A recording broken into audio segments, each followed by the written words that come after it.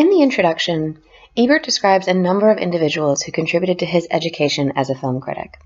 He describes fellow film critics themselves, academics in the newly emerging field of cinematic studies, film lovers, theater managers, friends, and even his own approach in teaching. Each of these individuals has a decidedly different approach to the study of film and to what they want to communicate about film to their particular audience. One of those goals could be considered education. When describing his time living with Jim Agnew, Ebert described Agnew, Nash, Lewis, and West as having felt an urgency to educate me, to provide a comprehensive background on the history of film. Another goal could be film recommendations. In the introduction, Ebert says, "The Clark Theater in the Loop showed daily double features, 23 hours a day, 7 days a week, and was run by Bruce Trins and his assistant Jim Agnew. They told me I had to see certain films." We could think of this as the imperative for the critic to give recommendations, to tell their audience what to see and what not to see.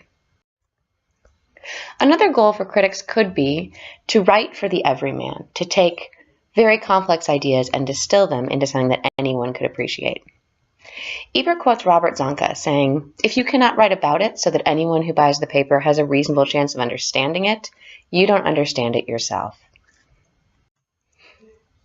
Another goal could be technical analysis. When describing his own teaching style, Ebert says, "It was a direct and practical way to discuss film style, beginning not with the theory, but with someone calling out 'stop' in the dark, and then a freeze frame and a discussion of a shot, composition, camera movement, editing sequence, dialogue, performance, costume, lighting technique, or something peculiar in the shadows of the film." These goals have been stated within his introduction, but we could think about others. Critics could also have the goal of contributing to scholarship overall. They could have the goal of providing a cultural critique either upon the film that is created or the audience that is receiving it at the time. They could also have a goal of creating a comprehensive index, of creating a review for every movie, a review of everything.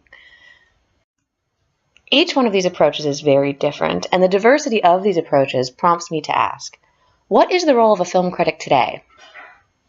What do we, as non-experts, expect film critics to provide to us?